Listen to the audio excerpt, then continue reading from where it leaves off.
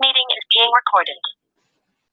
Good evening, class, and welcome to our advanced taxation class today. The topic for consideration today is taxation of non-residents. That's chapter 15 of our study pack. Now, what are the things that we stand to gain? After studying this chapter, we'll be able to identify what constitutes the taxable income of non-residents. That means we will know who is a resident individual and who is a non-resident individual. We will also see who is a resident country and what a non-resident country is, how to identify them. We are going to apply relevant portions of the Nigerian tax laws in ascertaining the assessment of non-residents.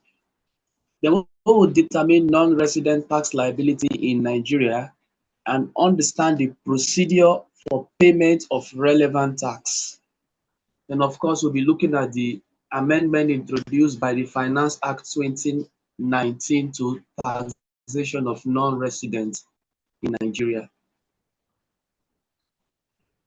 Now, the concept of residence determines the extent to which the income of a taxpayer is liable to tax in Nigeria. And so it means that if you're a taxable person that is also resident in Nigeria, your tax is assessable on your global income. What it means is that if the individual is a Nigerian resident individual or the company is a Nigerian resident company, the income these taxpayers get on a worldwide or global scale is taxable in Nigeria. This implies that the taxpayer is liable to tax on the income or profit accruing in, derived in, brought into, or received in Nigeria. So as long as you are bringing the income into Nigeria, if you are deriving the income in Nigeria, it makes it easy. If it is accruing in Nigeria, meaning that it has not yet come into Nigeria, but it is supposed to be in Nigeria, then you have brought it or received it in Nigeria. All of these are just legal terminologies to show that your global income is taxable in Nigeria. For the purpose of taxation, a person may be resident, non-resident, or will have dual residence. What do all of this mean? Let's see. Let's look at resident individuals. Now, an individual is regarded to be resident in Nigeria if it fulfills three conditions. Any one of them is okay as long as he fulfills at least one. The first one is if the individual is domiciled in Nigeria. What does that mean? It means that the individual lives in Nigeria or is located in Nigeria. If someone asks you, okay, where is your bank domiciled? That means the person is asking you which branch that your bank is domiciled. So assuming you are in Lagos and you opened your bank account, let's say at Ikosi, and you travel to Abuja and you're trying to, do one or two transactions, and they said, where is your bank domiciled? You need to mention the branch where your bank account was opened. That's where your bank is domiciled. So domiciliary means where it is existing, where it is existing. So if you are presently located or existing in Nigeria, it means you are domiciled in Nigeria. So that's the first criteria. The second one is sojourns in Nigeria. So it means you come to Nigeria, you go back, you come to Nigeria, you go back for a period or periods amounting to minimum of 180 days in any 12-month period. Now in Nigeria, when they say 12-month period, it starts counting from January to December. That is the Nigerian tax fiscal year. So that's the 12-month period being referred to. So you cannot start counting from maybe June to May. No. What I mean here is in any 12-month period that you are considering, that means in any year of assessment, if you stay for a minimum of 183 days. Now 183 days, if you check it, 30 days, 30 times 6 is 180. And if you know that in the 6 months, at least 3 months would have 31 days. So it means this is nothing less than 6 months. And why 183? This is because 183 times 2 is 365. So let's confirm. 183 multiplied by 2 is 366. Sorry, 366. So we have 365 days in a year normally. So if somebody stays 183 days, he has stayed more days in Nigeria. If it's a leap year, if he stays 183 days, it means he has stayed exactly half of his time in Nigeria. Now, what it means is that you spend at least half of your time in Nigeria, if not more. And so, because you have stayed in Nigeria more, you will be taxable in Nigeria. That is if the residency rule is being used. So you are regarded as a resident in Nigeria. Now, it doesn't matter if you are a foreigner. Let's say you're a foreign born person. Um, Sometimes all these are sportsmen, their coaches could be from foreign lands. But because they have spent more than 183 days in a particular year, then they are um, residents in Nigeria. So that will also mean that if somebody who is sojourning in Nigeria but is less than 183 days, then the person may be in a diaspora. All right, so the third one is the person serves as a diplomatic agent in Nigeria. So it means that if you are a diplomatic agent in Nigeria, you will not be located in Nigeria. That is what it means. Let's give an example. The British High Commissioner is that is British High Commissioner for Nigeria is a Nigerian diplomatic agent, but he is in Britain, right?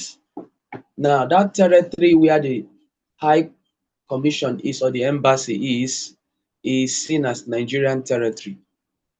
Did you notice when the United States are doing election, people in the US embassy will be doing the election too at that time because they are seen as US citizens. That soil is seen as US land. You can't even go there to arrest anybody. Then if Nigeria is doing election, so to speak, you cannot see people in the embassies coming out to come and do election because they are not Nigerian citizen, or that place where they are is not seen as Nigeria soil, even though geographically it is within the confines of the Nigerian map. Similarly, where Nigeria have diplomatic offices is seen as an extension of Nigeria. And so anybody who is a diplomat outside of Nigeria but representing Nigeria, that person is seen as a resident individual. All right. Now, resident individual and liability to tax. The profits of a trade, maybe you are into buying and selling, or profession, say you are an accountant or a teacher, or vocation, let's say you are a carpenter, a mason, all these income from these sources is taxable in Nigeria, regardless of the profit, regardless of the period for which such trade or vacation has been carried on. Now, what it means is that if someone who is seen as a non-resident person in Nigeria, let's say a diploma, let's say somebody who is a sojourn in Nigeria, and he has stayed for, let's say, 150 days, or maybe he stays 100 days. Of course, he's not a resident individual, right? But as long as he carries on trade, buying and selling in the market in Nigeria, or he has a profession and is being paid for his services, or he is carrying out a vocation, it doesn't matter whether it is one day he stays in Nigeria, the profit from that trade is liable to tax in Nigeria. So where does the residency rule applies? It applies only to employment income. So employment income is liable to tax on the basis of residence where the employment income is sourced. So it means that if you are having employment income and you are having this income in Nigeria and you're in that employment either inside of Nigeria or you are outside of Nigeria, as long as your income is coming from Nigeria and you have been in that employment for 183 days, you will be charged to tax. All right. Now let's look at non-resident individuals. A non-resident individual is a person who is not domiciled in Nigeria or who stays in Nigeria for less than 183 days but derives income or profit from Nigeria. A non-resident individual becomes liable to tax from the first day he commenced to carry on a trade or business or profession in Nigeria. Now, it doesn't matter now whether you are a resident individual or not, trade in Nigeria is taxable by all. However, he is liable to tax in respect of employment income on the day he becomes resident, except if the income is sourced from Nigeria by virtue of being born by a Nigerian employer. Now, a non-resident individual shall be liable to tax in Nigeria to the following extent. We've said before, in the case of income from trade, vocation, profession, they will be taxable in the hands of the non-resident to the extent of the income derived in Nigeria. So they are not going to be taxed on their worldwide income. They are going to be taxed on that portion of income derived from Nigeria. In the case of dividends, interest, royalties, and rental income, these are called unearned income. They'll be liable to tax in Nigeria in the hands of a non-resident to the extent that such income is received in or brought into Nigeria. So it means that if the rent is paid into a Nigerian account, it is brought into Nigeria. If it is paid, if the dividend is paid into a Nigerian account, that's been brought into Nigeria. Okay, so you can see here that dividend is being taxed, isn't it? And we said before that dividend suffers withholding tax and is going to be the only tax that this non-resident will suffer. The same thing with interest, it will be the only tax the non-resident will suffer. But things like royalty and interest may suffer further tax because and we said dividend is a franked investment income, right? So it also applies to a non-resident. In the case of employment income, a non-resident will become liable to tax when he becomes resident in Nigeria. That means if he stays up to 183 days, then his whole income for that year will be liable to tax. So it means that if he's working from January till June, maybe July 1st should make, assuming that July 1st should make him 184 days or 183 days. Now, you will not say his income will start being charged and prorated from July. No. Yes, from July, he becomes a resident individual, he becomes liable to tax, but his tax will be charged from January till December, not from the day he becomes resident.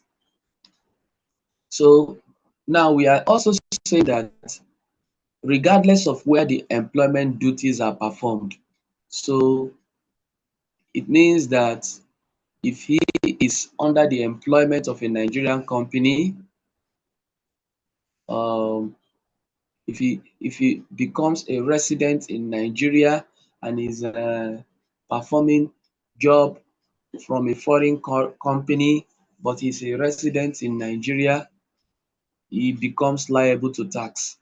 In addition, the employment income are liable to tax if the activities or duties for the employment are wholly or partly carried in Nigeria. Now, for partly carried, it means some part is carried in Nigeria, some part is carried outside.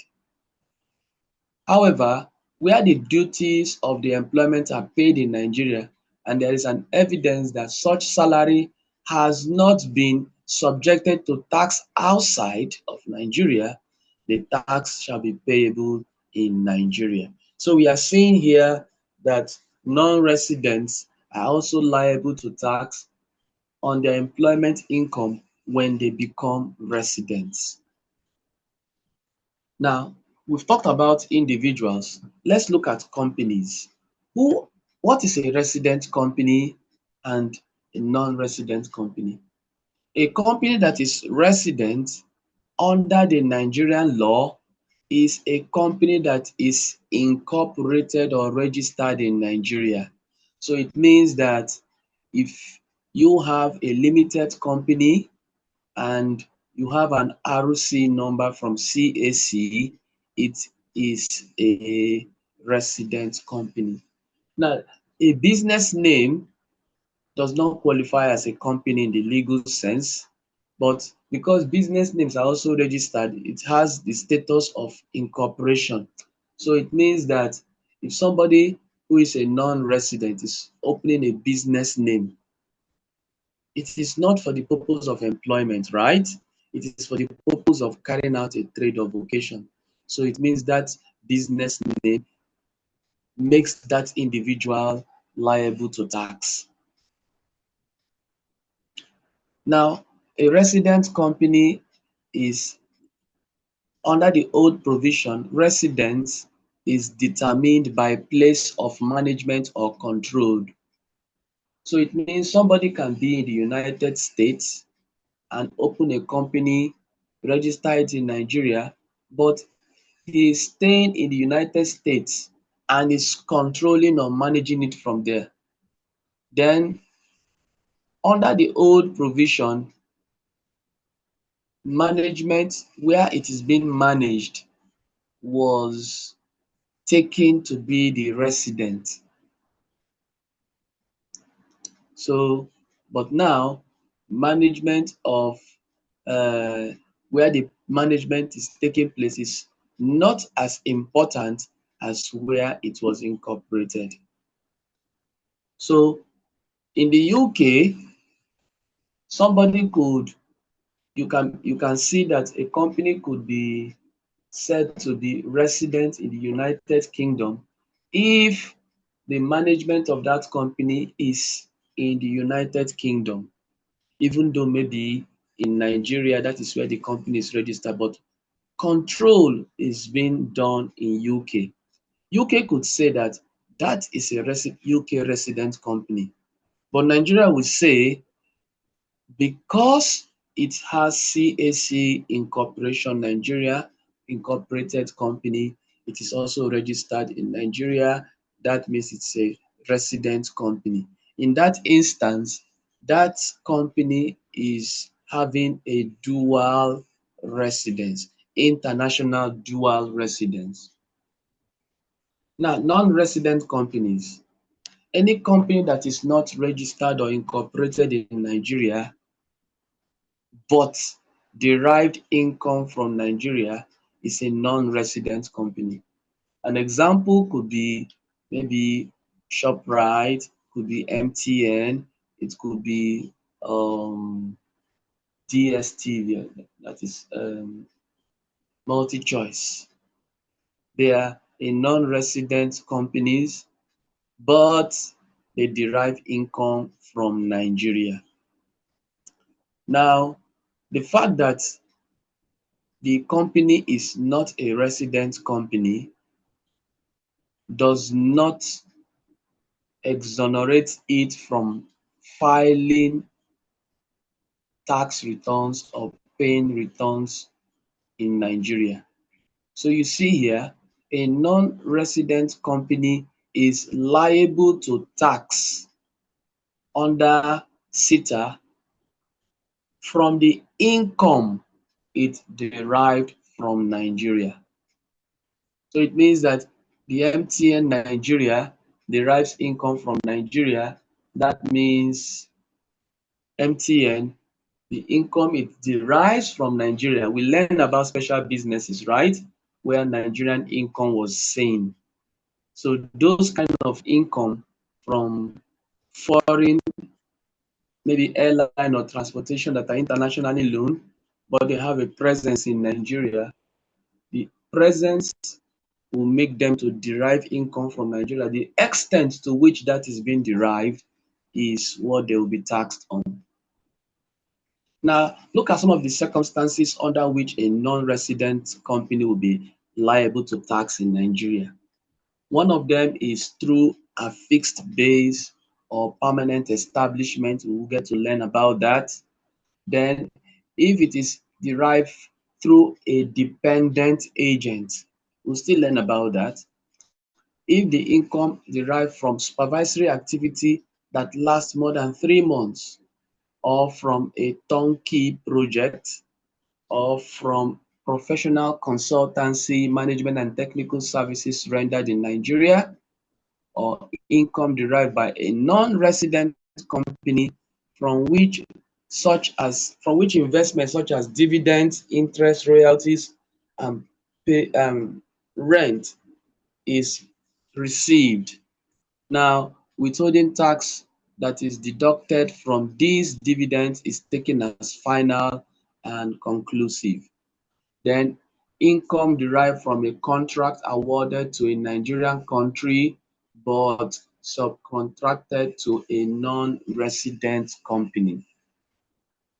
Then there is one here that has been added newly, which is income derived even from Nigeria as a result of having a significant economic presence.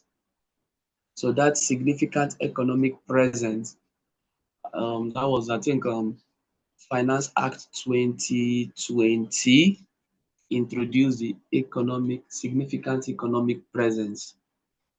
Now look at dual residence. An individual or company can have multiple residents or dual residents.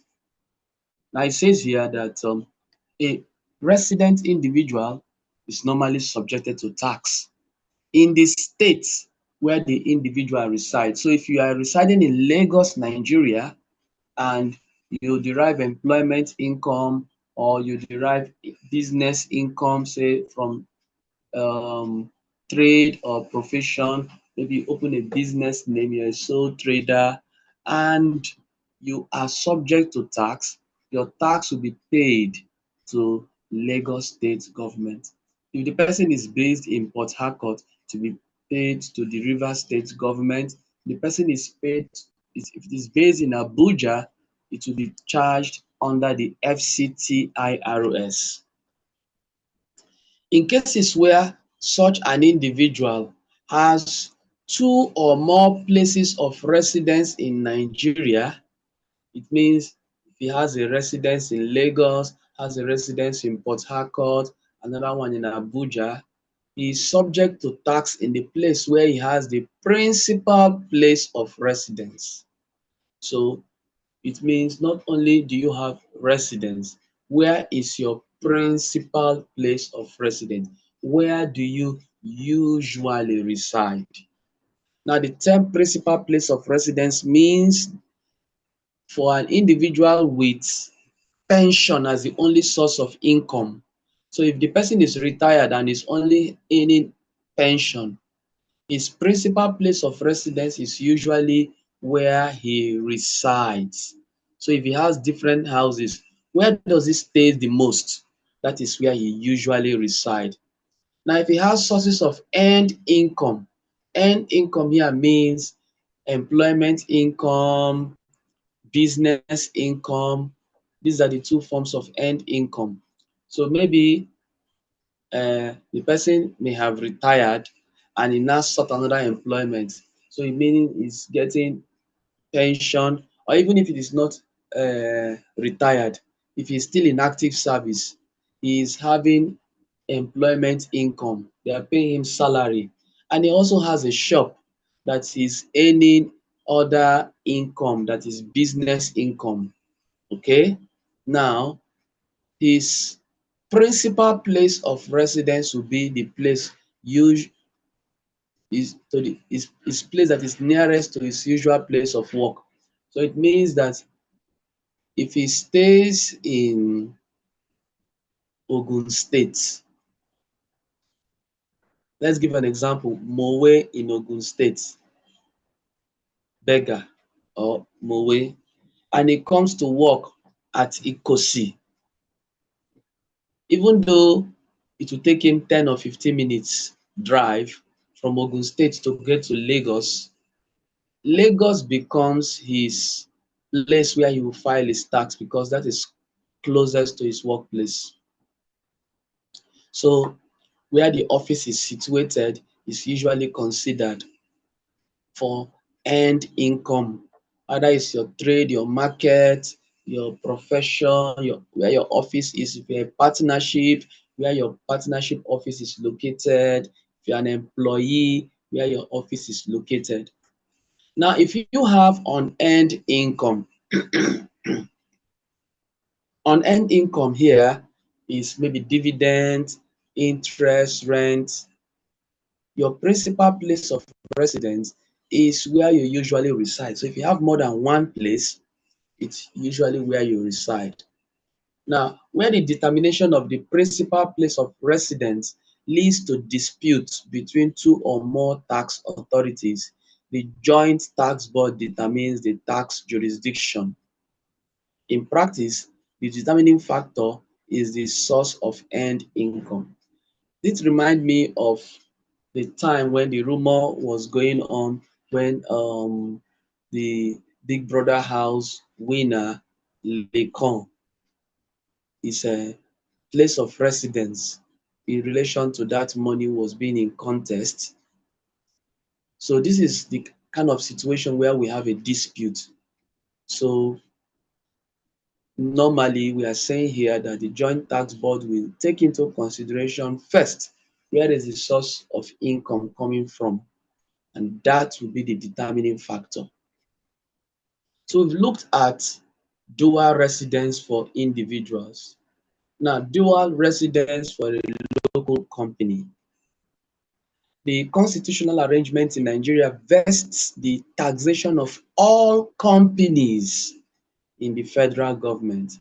That means the FIRS will charge tax to all companies in Nigeria, wherever they are in Nigeria. This does not allow for dual residence of companies locally. So it means if a company is in Lagos and another company is in Abuja, another one is in Port Harcourt, it is not the state internal revenue that collects the tax for companies, it is the FIRS. And when I say company, I mean limited companies or public limited company, which is PLC, not business name. All companies wherever located in Nigeria are under federal tax jurisdiction. Therefore, the problem of local dual residence does not arise. So in residence of an individual, we said individual, the residence depends on the kind of income you are earning. If it is earned income closer to your workplace, if it is unearned income where you usually reside, if it is pension where you usually reside. So you can have local dual individual residence. That's why we said you need to look at principal place of residence. But coming to companies, we don't have something called dual resident company because all companies are seen to be under Nigerian tax jurisdiction. Now, what about international dual residence? The term international the term residence, right, rather, differs from one country to another. So the way Nigeria understand residence or takes residence may be different from what the US take as residence. For example, in Nigeria, the length of stay qualifies someone to be a resident person. So if someone is within a 12-month period, he stays up to 183 days, it means that that person is a resident individual. Now, in some countries, this is reckoned with an accessible year, allowing for a qualifying period to stay to split over 2 years of assessment. For example, some people might want to count from maybe June to May, August to July, September to August, and it splits to 2 years of assessment, like in the USA. And that creates a problem for residents that are, you will now see that some people are having two residency. For example, someone might be a resident in Nigeria, someone might also be a resident in UK. And also, depending on the definition of their residence, like another country could say where management, okay, that's for companies. Now let's see this example for an individual. For example, an individual is regarded as a resident in country A, where nationality is the basis of residence. So in a country that nationality is regarded as residence, so it means that if the person in country A that uses nationality to define residence, if that person is in Nigeria, the person is still regarded as resident in country A. Whereas, let's say in country B, which is Nigeria, he has stayed for 183 days and more in that 12-month period, then he will also be a resident in Nigeria. And in his home country, he has stayed for less than 183 days in that assessment year. But because he's a resident there, they also still see him, so far as a national there, they now see him also as resident. Nigeria does not use nationality to equate residence. Now, a company may also have problem of dual residence, not only individual. We said a company in Nigeria is recognized as resident because of incorporation. So if a company is incorporated in Nigeria, let's say for example, Glow Nigeria. Glow is incorporated in Nigeria, it's a Nigerian company, it's a Nigerian resident company. In some other countries, the relevant criteria may be the place of management or the place of residence of the directors. So that means, let's say we have Glow South Africa or Glow Ghana, and the directors are resident there, and management is being done maybe in South Africa, and that is how they define their residency. Then it means that this Glow Nigeria or Glow as a whole, because it is registered in Nigeria and it's a Nigerian company, all the worldwide income should come to Glow to Nigeria.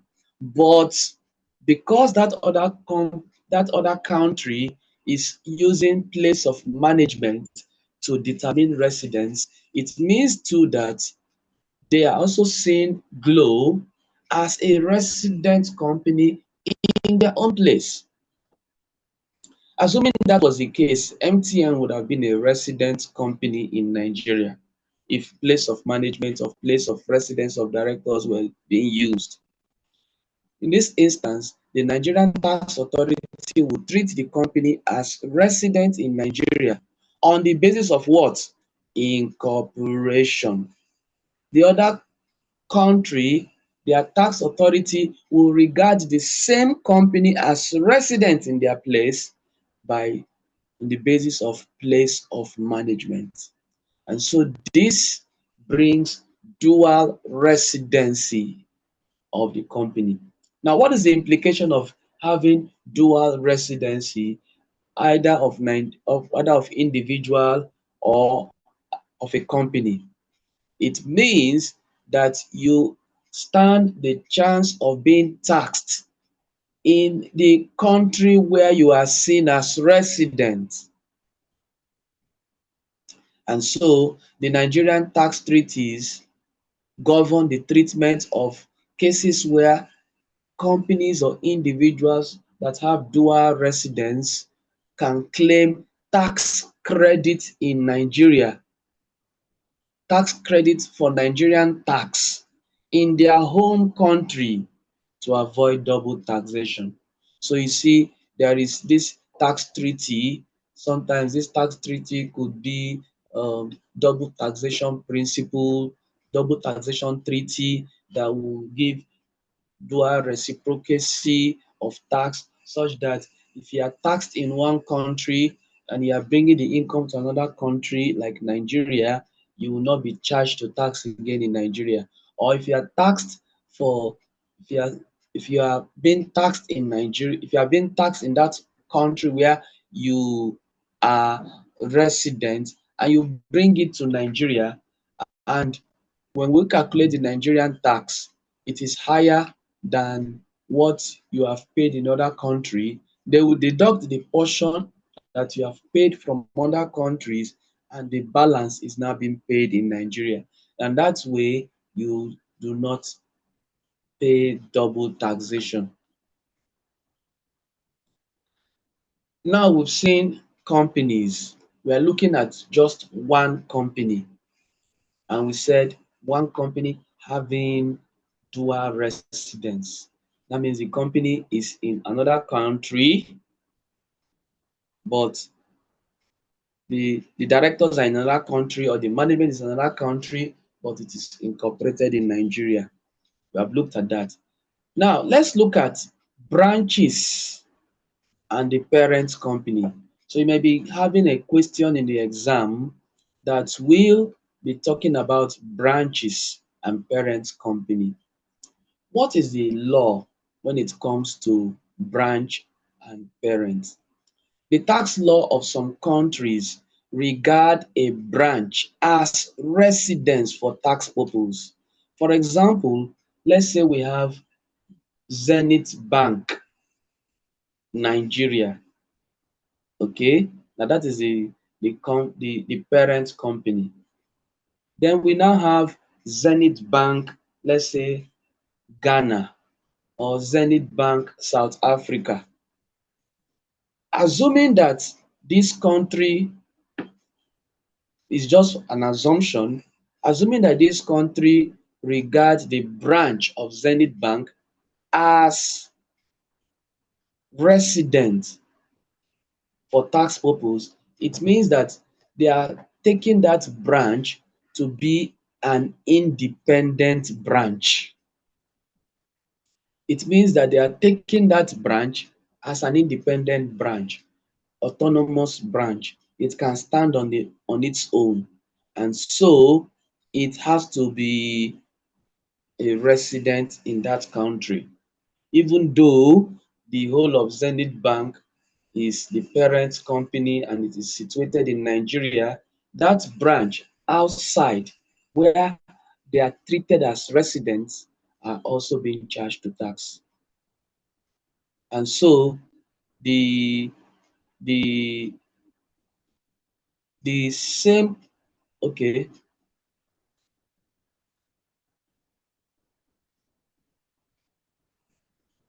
and so there are some countries whereby Zenith Bank Nigeria, Zenith Bank maybe may have the headquarters will be in Lagos, and it has a branch in Abuja, another branch in Kano, another branch in Port Harcourt. They could call all those branches, those independent branches, as residents. And so what happened here is they are exempted, the branches are exempted from taxes, and only the parent company is paying the tax. A Nigerian branch, okay, a foreign branch, a foreign branch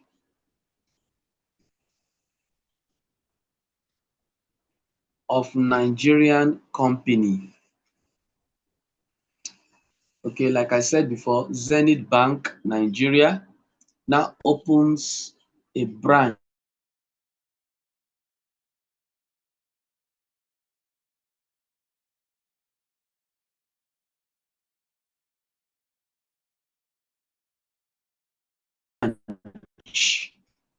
in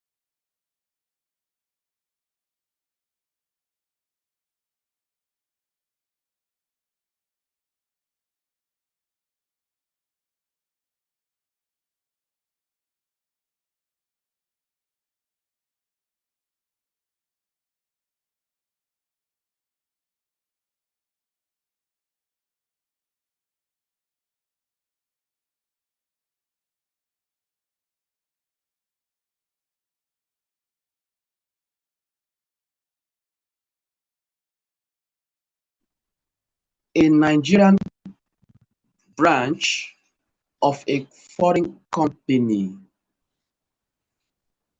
A Nigerian branch of a foreign company. Let's look at an example. Let's say DSTV, that's multi-choice. It's a foreign company, but they have a Nigerian branch. Now, this foreign company that has a Nigerian branch is treated as a corporate entity under the law of Nigeria, and any income that they derive from Nigeria will be taxable. So it means that if MTN is a foreign company but has a Nigerian branch, any income from this Nigerian branch will be taxed. Now, take note, Glo Nigeria is a Nigerian resident company. It has branches in South Africa, in Ghana. They are foreign branch. They will still be taxed in Nigeria because Nigeria, the parent company, is a resident company.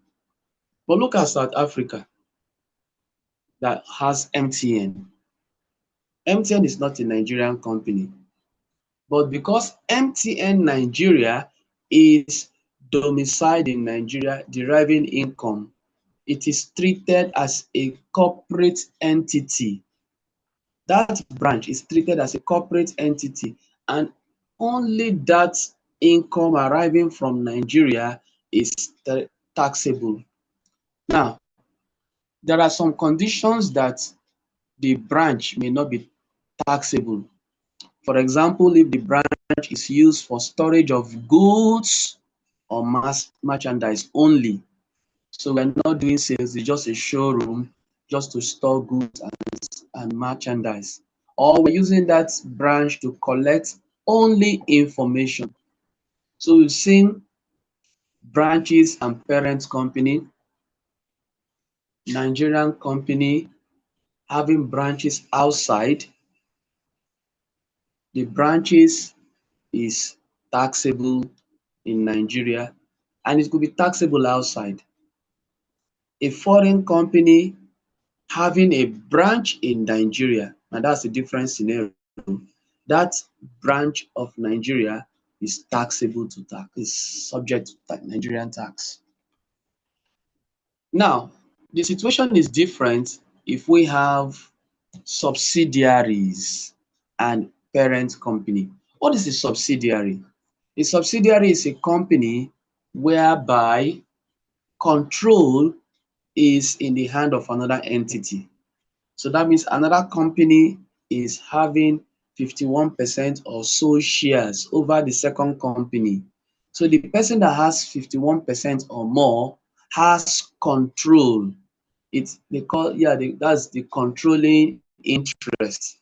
Then the other one is non-controlling interest, which is the subsidiaries. Now the subsidiary is expected to be an incorporated company in Nigeria because it is not like a parent. How do we know a parent? How do we know a subsidiary? Now, how do we know a branch rather, and how do we know a subsidiary? Branch of another company will have the same name. Let's say Zenith Bank Nigeria, Zenith Bank UK. These are branches. But how do we know a parent and a subsidiary? We might have um,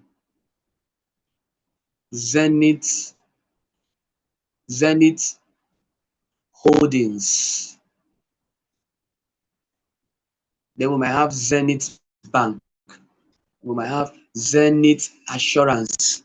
We might have uh, Zenith Properties. And if Zenith Holdings is the major shareholder in all of these, that means all of them are subsidiaries to Zenith Holdings, but they don't have the same name. So it means they must have been registered or incorporated to become a separate legal entity. Unlike branches that they are registered or opened to be the same entity in a different place. It's just like saying you send your child to another place to represent you. The same entity, the same house. But in the case of subsidiary, it's a different family. It's just that this other family is a major financier. All right. So it means that it's possible that the parent company may have 100% shares in the subsidiary. So it means that, let's say, Zenith Holdings and Zenith Bank. Zenith Bank is a subsidiary of Zenith Holdings, and Zenith Holdings have 100% shares of Zenith Bank. It is still a subsidiary as long as it is a different legal name. Now, there could be foreign equity participation, meaning that somebody, a company from outside, is the one that is the parent company and the subsidiary is in Nigeria. And let's say the parent company has 100% equity. Now, by virtue of that equity holding, it will be in control of the subsidiary. Now, the foreigner, let's say, let's give an example again now. Let's say we are talking about multi-choice. Let's say multi-choice is a foreign company. Of course, it is. Now, let's say um, TSTV. Let's use TSTV as an example. If TSTV is a Nigerian company registered in Nigeria, but is being financed by MultiChoice. Now, because if MultiChoice is giving 100% equity, so to speak, it does not make MultiChoice a resident company. And it does not change TSTV from being a Nigeria company. So the fact that a foreign equity is being used as the equity contribution for registration of a Nigerian company, it does not change the status of that subsidiary from being a Nigerian company. So in the example I gave, TSTV is registered in Nigeria.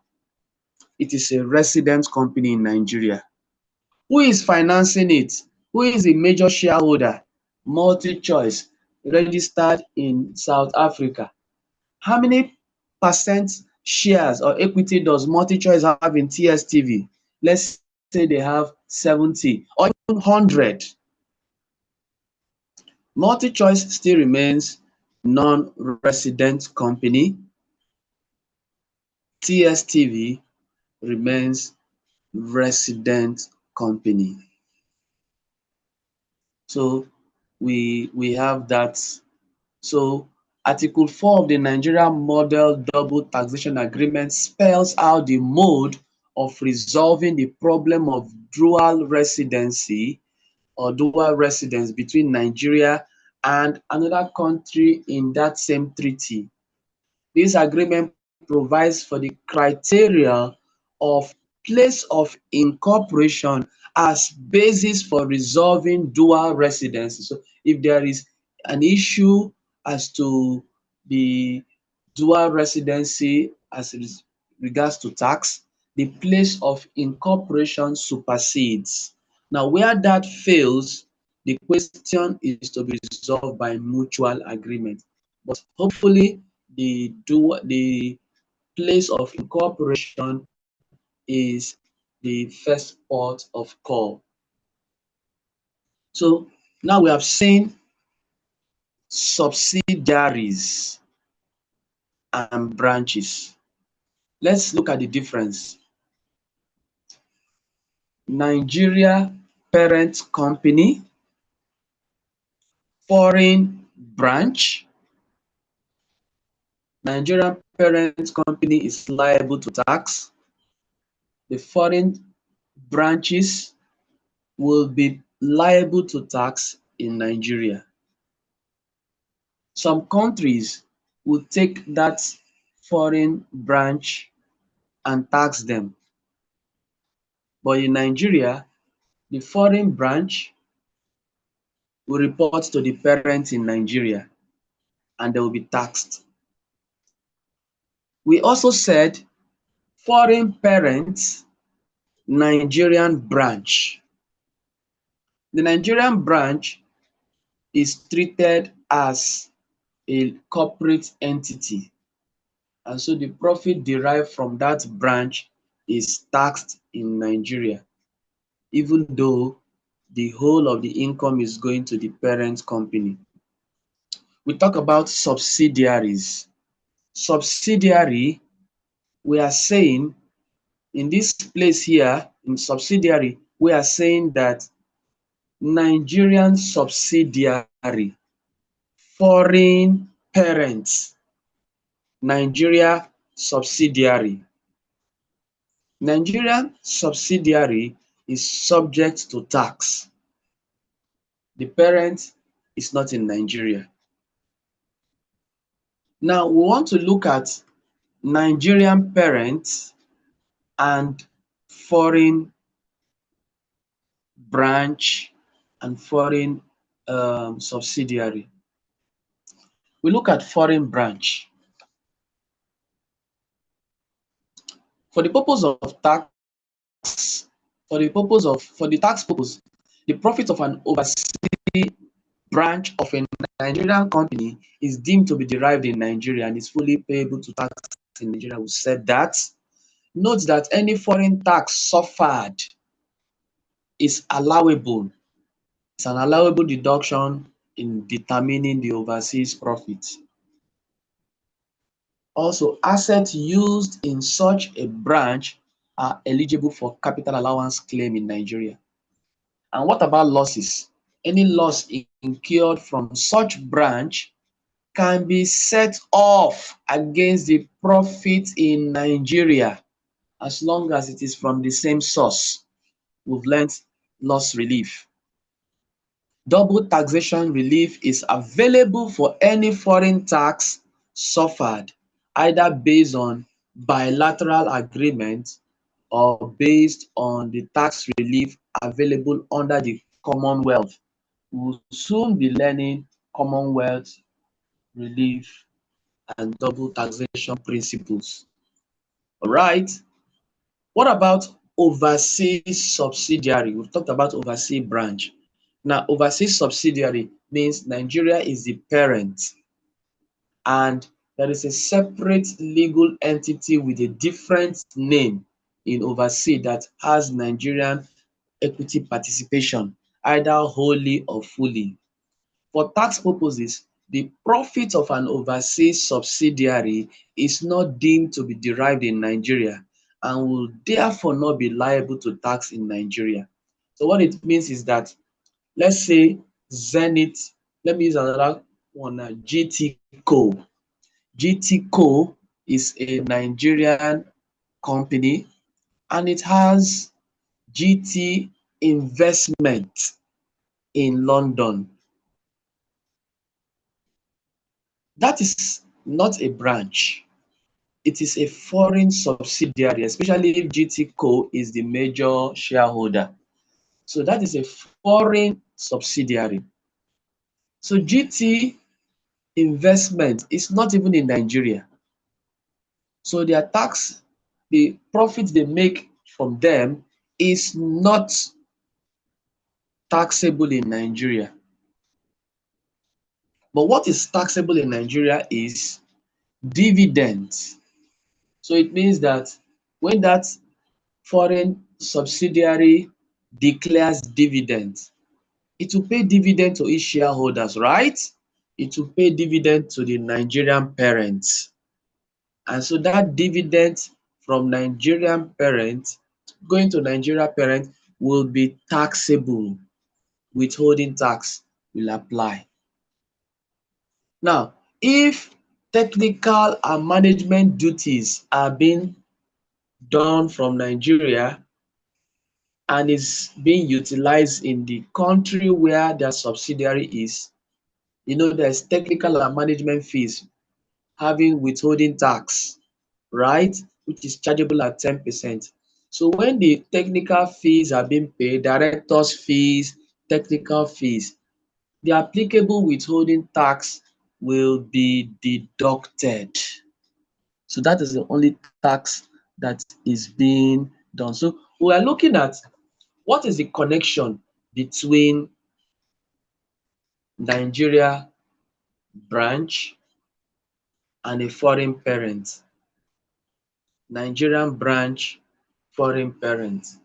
Nigerian branch earns income in Nigeria, it will be taxed. The foreign parent, it doesn't concern Nigeria. Now we are looking at Nigerian parent now, foreign branch. Because Nigerian parent is the parent and the branch is just a branch, all the activities in the foreign branch is taxable in Nigeria. We now said foreign parent, Nigerian subsidiary.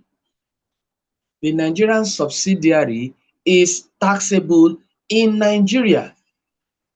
The foreign parent is not taxable. So any foreign company is not taxable except if that foreign company is a branch of Nigeria. Then overseas subsidiary is a no-no. It's not charged to tax in Nigeria except the dividend it pays out when it's being received in Nigeria is subject to tax, and the director's fees, the technical management fees are also subject to withholding tax. These are the ones that are chargeable to tax in Nigeria. Now, there is no group taxation in Nigeria, even though there is group accounting, yes, but there is no group taxation in Nigeria because normally the purpose of branches and subsidiaries is to provide group accounting. Okay, so when we have group accounting under IFRS, we prepare our accounting, we prepare the parent, we prepare the group, we prepare the parent, prepare that of subsidiary or branch, or as case may be, we now get a group. We do not charge the group tax. Each individual entity will bear their tax. So if it is a branch, if it is Nigerian parent and foreign branch, of course, everything, even the group, is a Nigerian company to be taxed. If it is Nigerian branch, foreign parent, just that branch of Nigeria will be taxed before it moves to its parent. If it is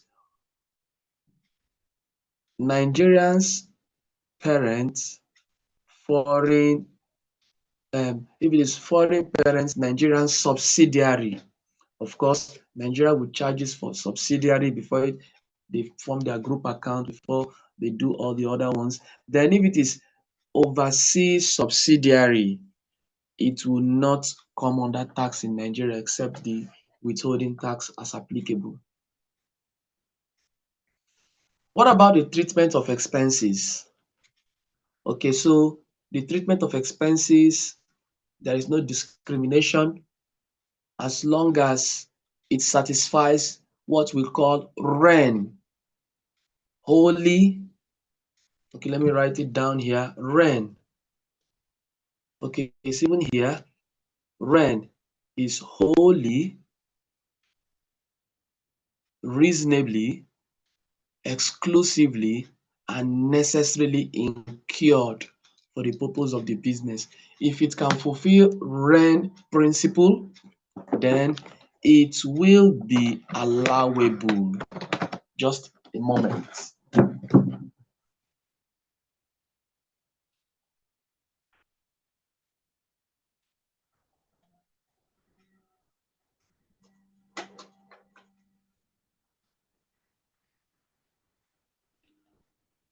So the REN principle determines if an expense is going to be allowable or disallowable.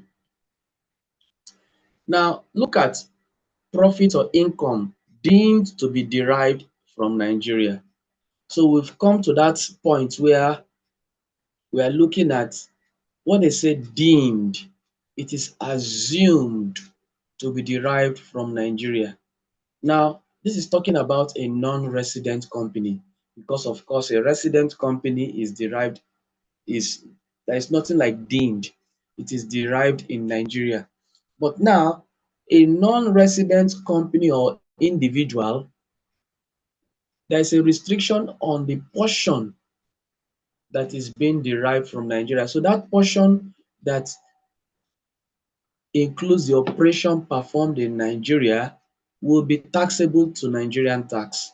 Now, look at some of the things that will allow you to determine if a foreign or a non-resident company will, have its tax being chargeable to Nigeria. We have fixed base. What is a fixed base? If a non-resident company has a fixed base from which it carries its trade, it means that it has a facility such as an office, a factory, an oil well. That's a fixed base. It has a shop. Activities such as building, construction, assembly, or installation happens in a particular place. Or it has facility used for storage or display of goods and merchandise. Or it has a place where it collects information. So anywhere that you see that is fixed, what I usually call a fixed base, it means that it has an address that can be traceable. So sometimes people ask you, where are you based? It means you can be traced to that place. So if your business activity can be traced to a particular place called a fixed base, then that activities in that fixed base is taxable. Now, we said some exception here would be if it is just used for storage of merchandise or for collection of information. So that's the only fixed base that is not chargeable to tax. Now, if you have a dependent agent, now there's a difference between dependent agent and an independent agent. Okay, so an agent is independent if it acts on its own behalf. So let's say, for example, um, in this my teaching status now, I'm going under the name Go Getter. This is independent. So it means that I am independent. I can have any class, I can teach any student, I can teach any online class. I am an independent teacher. Let's assume that I am an accountant. I am a freelance accountant under the name Go Getter. I can go and carry out any accounting job and get paid on my independent status. That's an independent agent. What is a dependent agent? A dependent agent is acting on behalf of a company. So let's say I am a teacher for FCA. Now, if I am teaching you under FCA, it means I am a dependent teacher. So it means that everything that I am teaching, the fees that is being paid is not paid to me, it's paid to FCA. That means I cannot act on my own. I can only act as FCA instructs me. So you see here, an agent is regarded as possessing independent status when he acts on behalf, is seen to be dependent when he acts on behalf of a non-resident company in the ordinary course of business.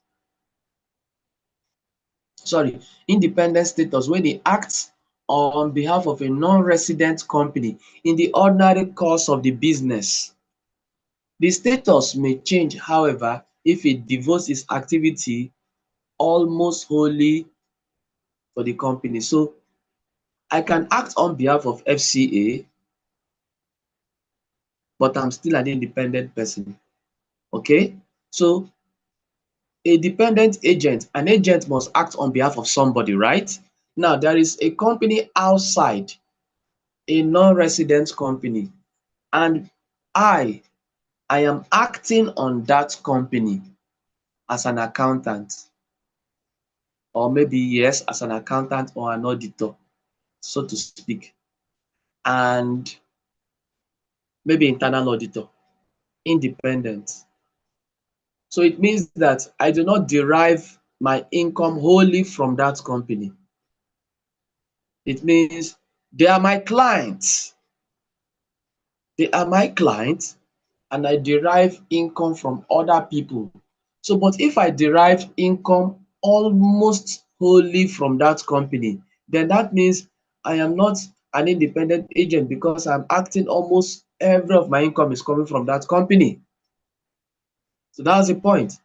So independent agent, it means the company they are acting for is their client. So when you are a client to a dependent agent, now a dependent agent, you will not be seeing client relationship. A dependent agent makes an isolated sale of good on behalf of a principal that may not necessarily constitute the income from such an operation. The deemed profit is not liable to Nigerian tax. So now, what they are saying here is if you are a dependent agent means that most times you are like paid, all your income is derived from that company. So as long as there's a dependent agent, that dependent agent is like the company. You are working for that company and almost only for that company. You are a dependent agent, and so that company, the activities of that dependent agent is liable to tax.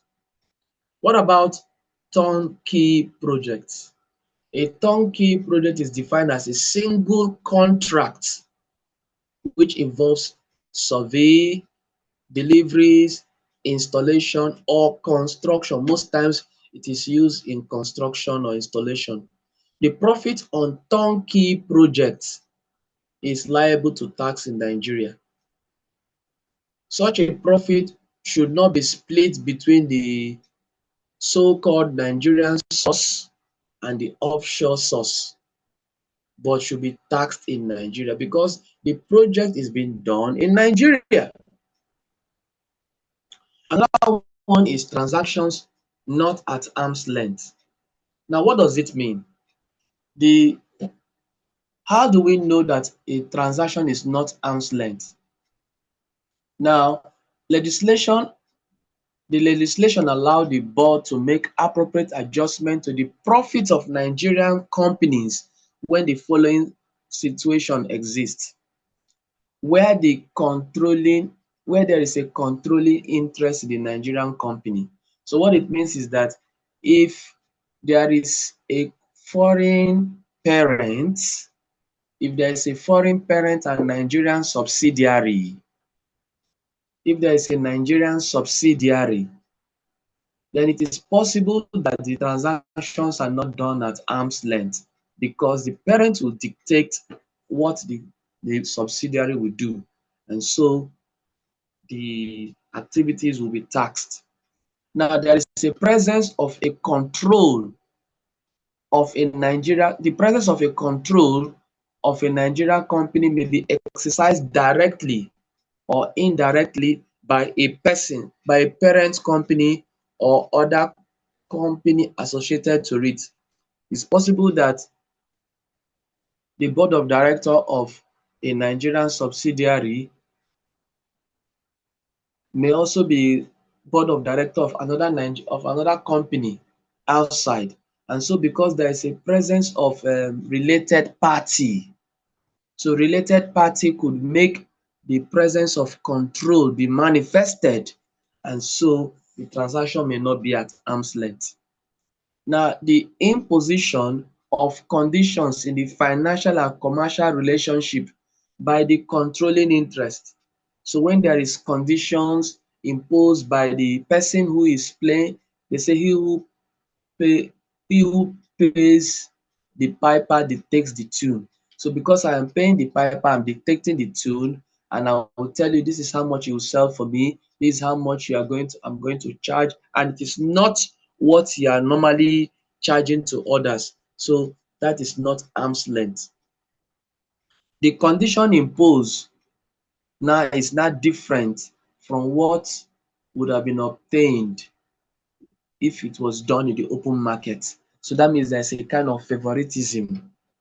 So when we say, okay, it's because of you, and that is true, and you are showing a kind of favoritism because of some relationship. So there must be a relationship that is making that control, making that condition that you will not normally do this. So you say, I will not normally sell this kind of thing in the open market. So that means it's not at arm's length. Such relationship and conditions leads to the transfer of goods and services at prices not at arm's length. And consequently, the profits declared for the Nigeria taxes are understated. So because of this relationship, the profits declared for Nigerian tax are understated. Let me show you an example. For example, you have foreign parent Nigerian subsidiary, right? And now you are supposed to be paying dividends to them, right? Which should be taxable. Of course, that one cannot escape Nigerian tax. It cannot be understated. Now, what about management fees?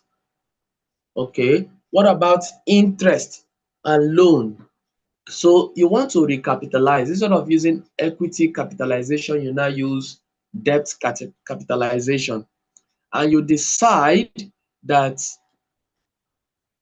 your interest rate is very high. Maybe in the open market, maybe the interest rate is 15% and you are charging 25%.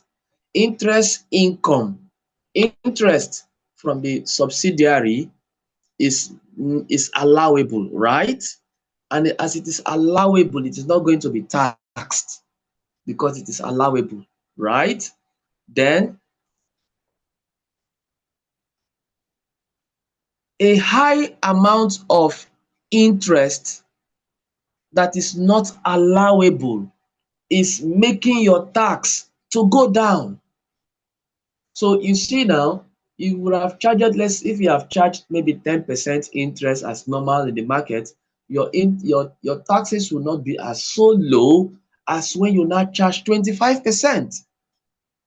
So it means that the tax is being understated because of that transfer relationship that is not at arm's length. And so that is what we have when we get to like transfer pricing issues and maybe base erosion and profit shifting, you will see some of these. So when the conditions analyzed above hold, the profit deemed to be derived from Nigeria shall be determined by the board. Now, in such situation, the board will carry out comparative costs and price to establish the true market price and make necessary adjustments. So it means that if you charge uh, management fee at 25% and management fee is an allowable expense, okay, you only now give them withholding tax of 10%. You see, notwithstanding the 10% that you have charged on withholding tax, if you are supposed to charge management fee at 10% normally, or maybe 15% interest. The necessary adjustment will go. So what they will do now is this: you've charged management fee at 15%, 25%, right? That 25% you've charged, they will know the amount that have escaped tax. Maybe 10% of that amount was withholding tax. That's fine. So the bulk, which is 90%, has escaped tax. They will go and find what would have happened. So now that 90% that have escaped tax will reduce your tax liability, right? They will now go back and put it and use the correct comparative amount that should have been exempted from tax. So let's say instead of 25%, it's now 10% that should have been paid. Yes, the withholding tax would have been charged. Then your normal tax rate would have been determined, and you will see less withholding tax. This is what you are supposed to have been paid, but this is what you have paid. And so you'll be given an additional assessment to pay the balance. So it means that they have brought it to arm's length. We now have sales outlets. This is the same thing like fixed based.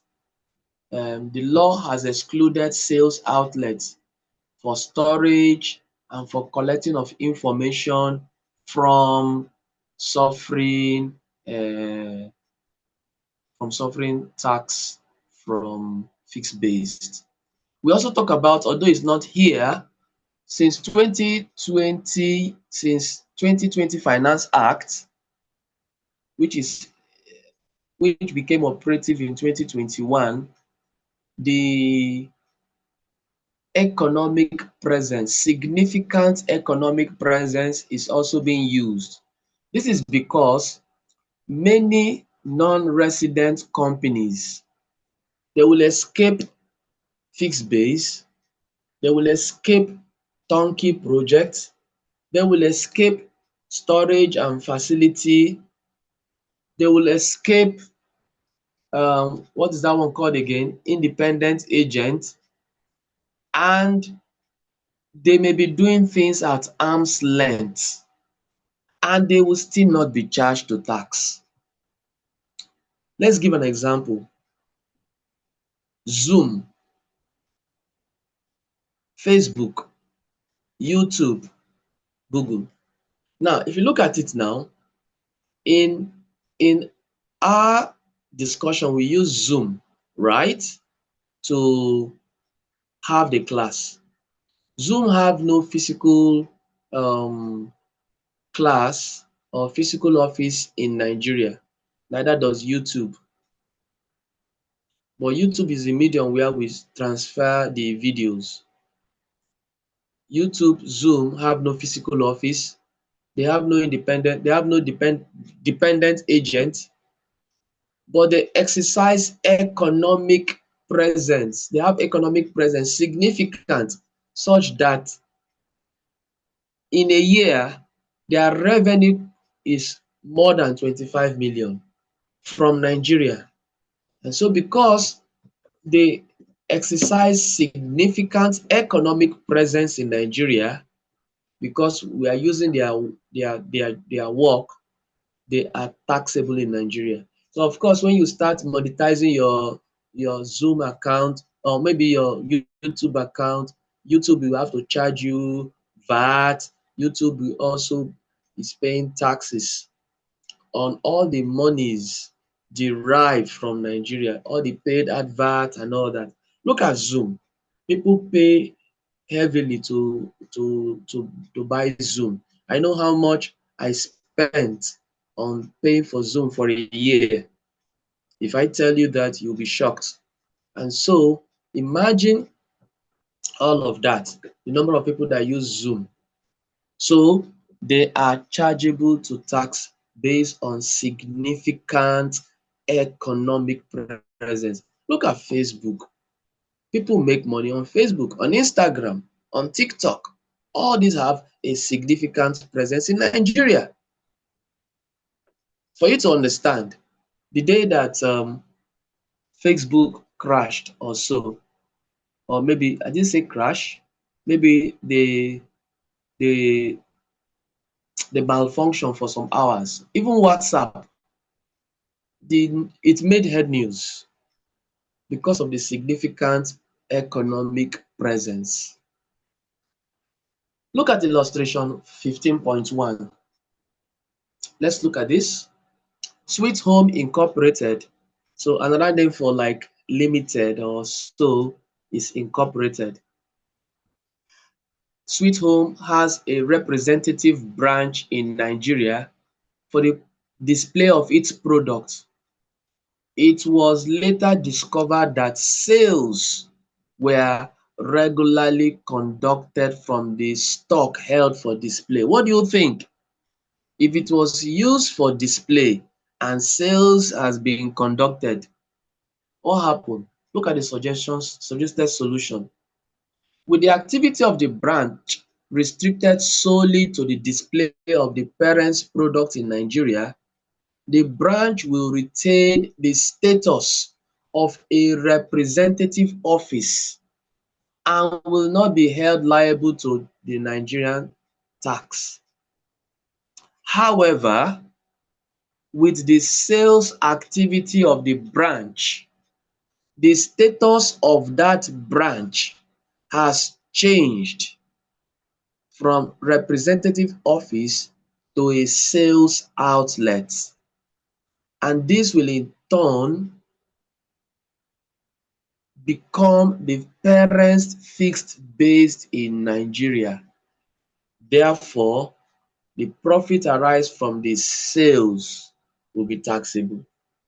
So you see, had it been they just stuck to their showroom business, it will just be a, a representative for displaying showroom and they will not be taxed in Nigeria. After all, there was no activity, no business or sales being done. But because it now became a sales outlet, the status changed. Now let's look at employment income. Residence is the basis for taxing employment income in Nigeria. We've said that before. When the taxpayer is regarded as resident in Nigeria, his employment income is liable to Nigerian tax. The other condition that will make Nigerian tax, Nigerian employment, a foreigner who is having a Nigerian employment not to suffer tax is as follows. The employee is resident for less than 6 months in the 12-month period.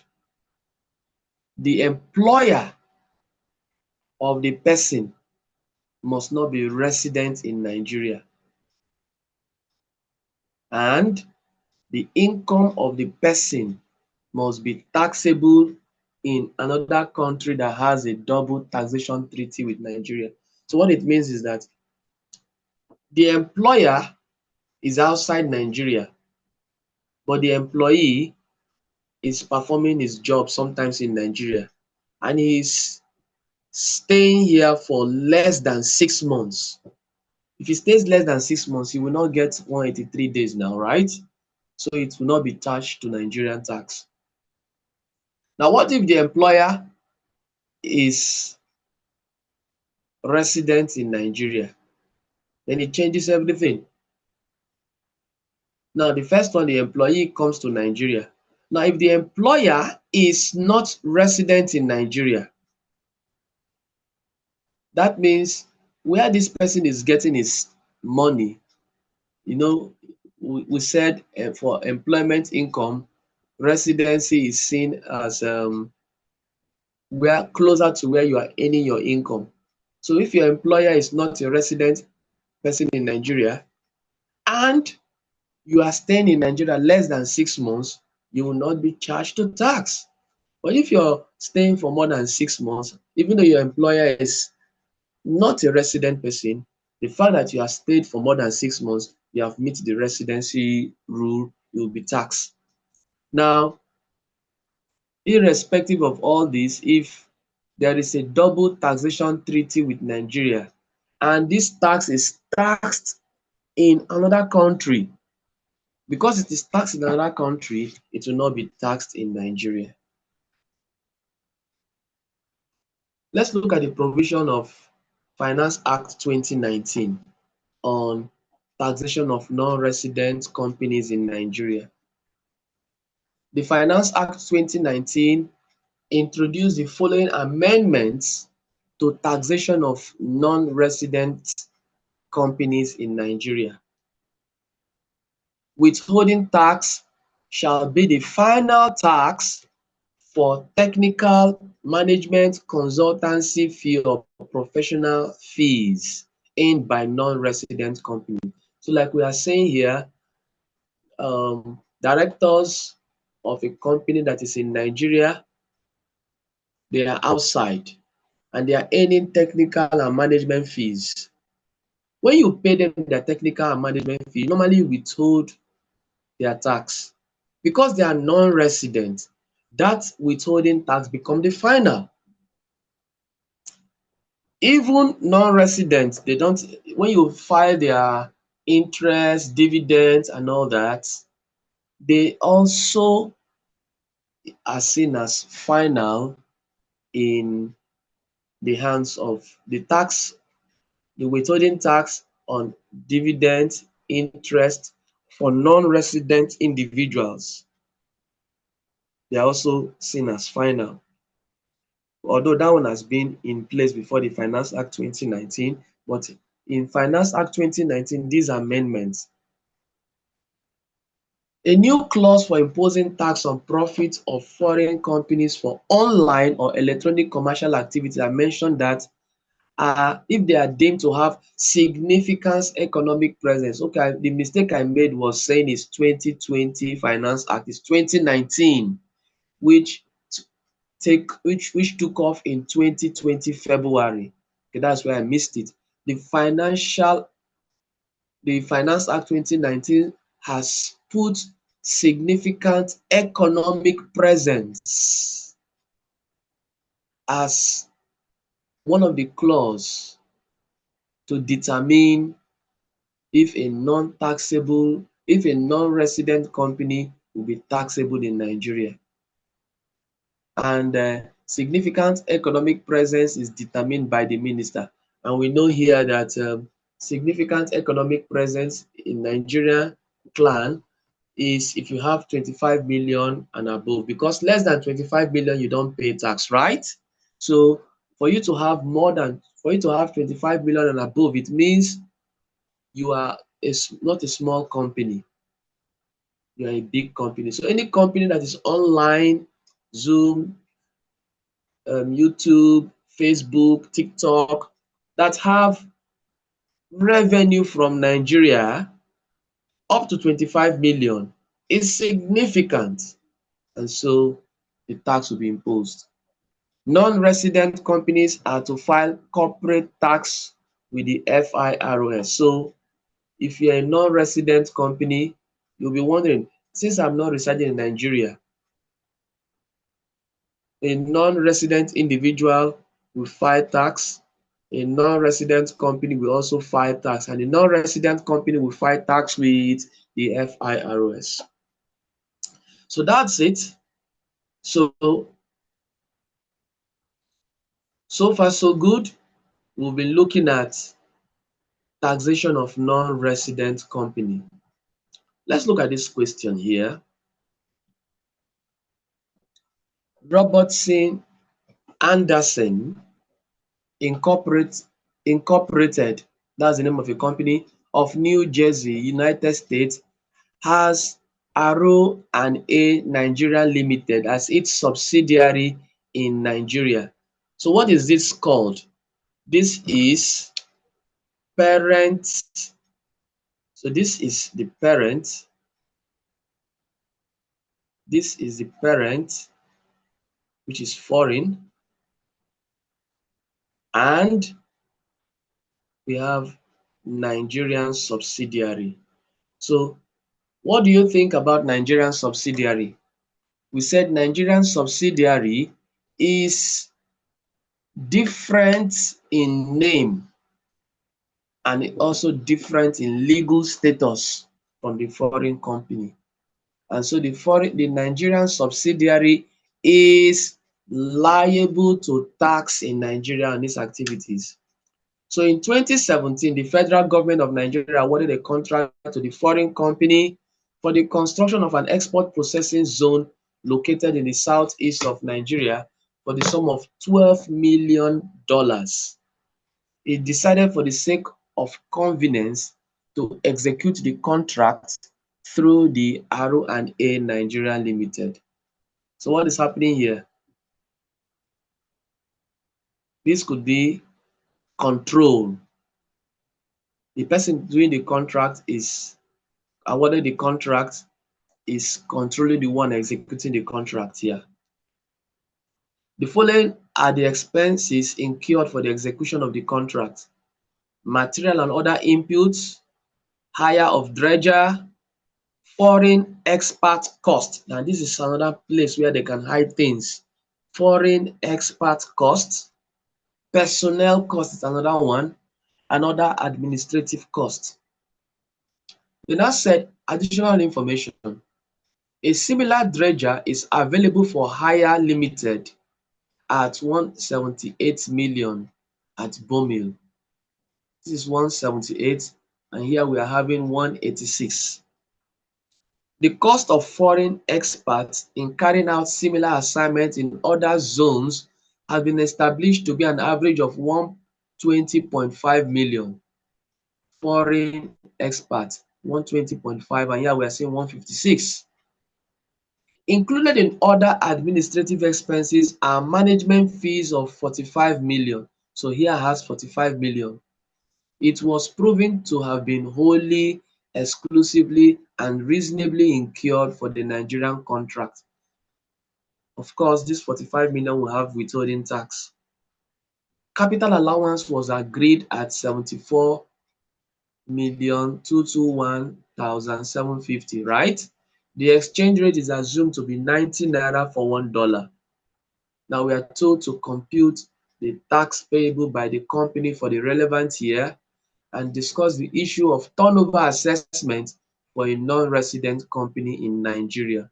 Now I would like us to see the solution here. Let me create another second instance of this. Let's create a second instance of this here.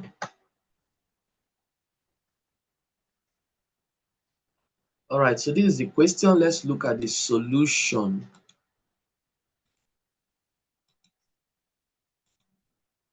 This is the solution here. All right, so let's go down to see the solution.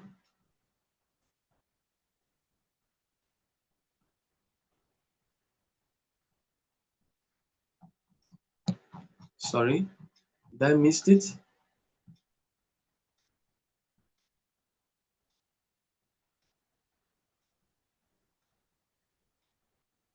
All right. So this question is question number what? Question number 2. Now, if you look at Robertson Company, look at their turnover here. We are told here that the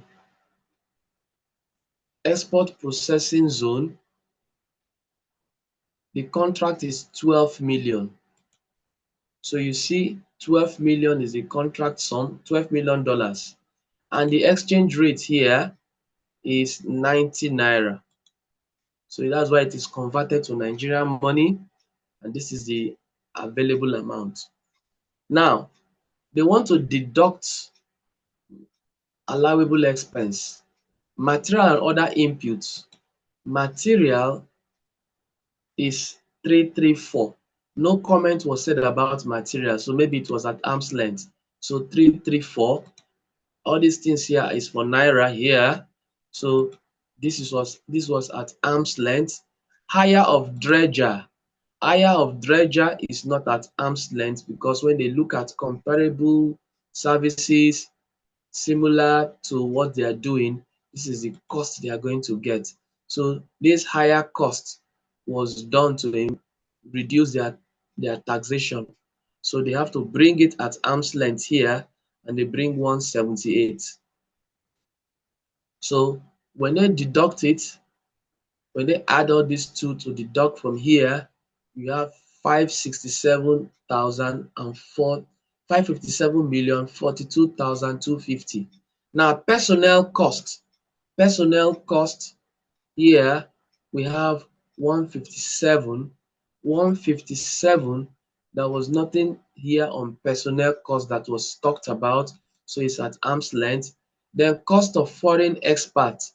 Cost of foreign experts here, we talked about it, supposed to be 120.50 million, but they use 156.75. So use what the tax office has determined. So that is what we used here. Then we spoke about administrative cost. Administrative cost here,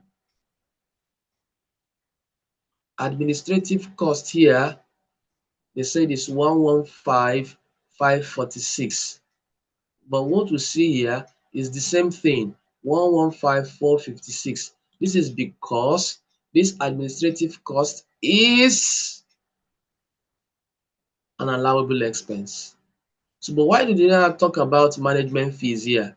It's because of the withholding tax, which we will reduce, which we will remove later. So what happened now is this. This is going to be the total of your allowable expenses here, giving you 393,736,000. When you add to this, when you minus this from this 567,042,250, you minus 393,736,000, you are going to get an accessible profit of 174,221,250. Then we have capital allowance, which was given to us in naira here, which will take it the same way. If you look at 2/3 of it, it's not going to be up to 174. It's even going to be higher than this capital allowance. So you're going to take this capital allowance and relieve it. When you relieve it, you have 999.500 naira. You now have to pay 30% on this to get 29,99985. You now pay education tax 2% on accessible profit. So that's it. So the fact that you were told that management fee is 45 million has no implication in this administrative cost, because the administrative cost, they didn't tell you that it is disallowed. Administrative cost is allowable, and nowhere was it mentioned it was disallowed. Okay, so but the thing here is the 45 million has what do they call it again? 45 million has a withholding tax of 10%, which is 4.5 billion. The only difference I have here is the 4.5 billion tax is supposed to be the final tax. So all they would have done here is we have now charged 20% of this. So all we would have done now is to remove the other 20%. We should have removed the 20% that was involved here, because the whole of administrative costs contain this 45 million. So they should have removed the 20% of 45 million from this tax payable. That is the only difference I have with this, based on the Finance Act. But why it is not done here is because this is in 2017. If this were to be 2020 year of assessment, then that would have been done that way.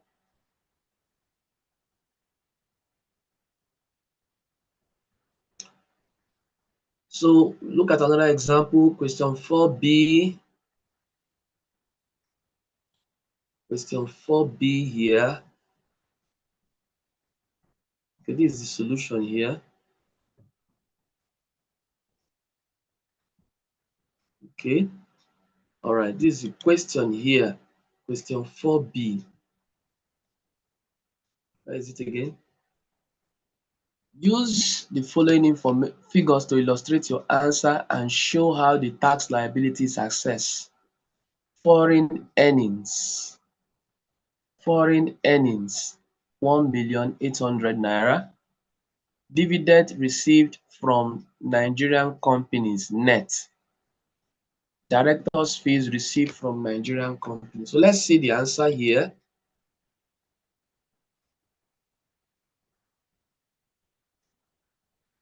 Is this 4B?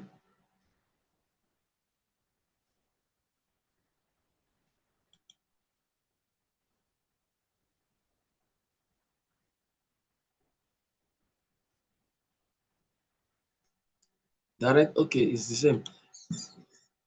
Earned income, directors' fees, 3 million, right? On earned income, we have dividends. Dividend was given to us as net, 650.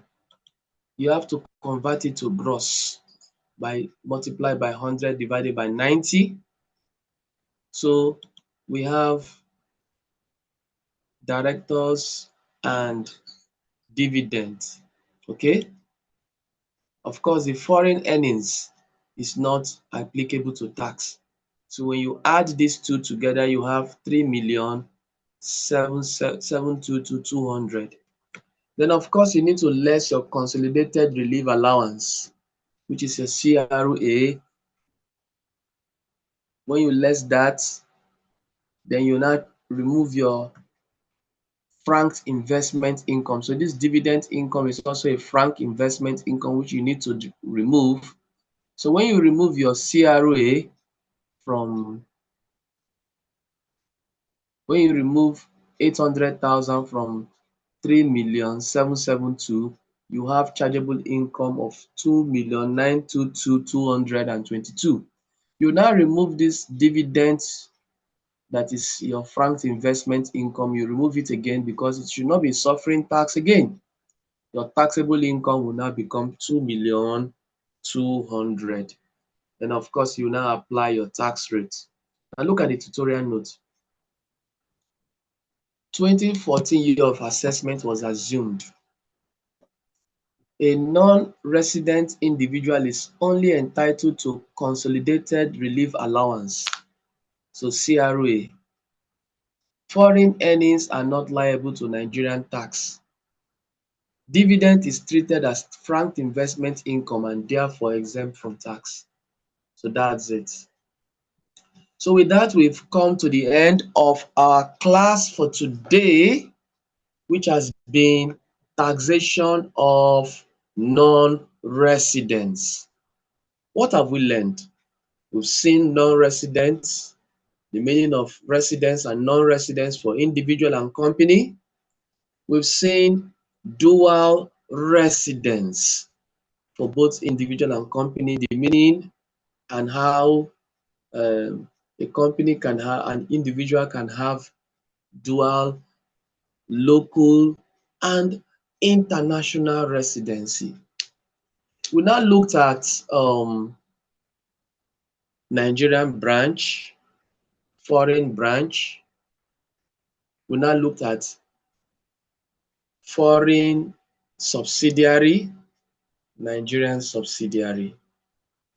Then we now looked again at um, things that could make a foreign or a non-resident subjected to tax in Nigeria, and which includes significant economic presence.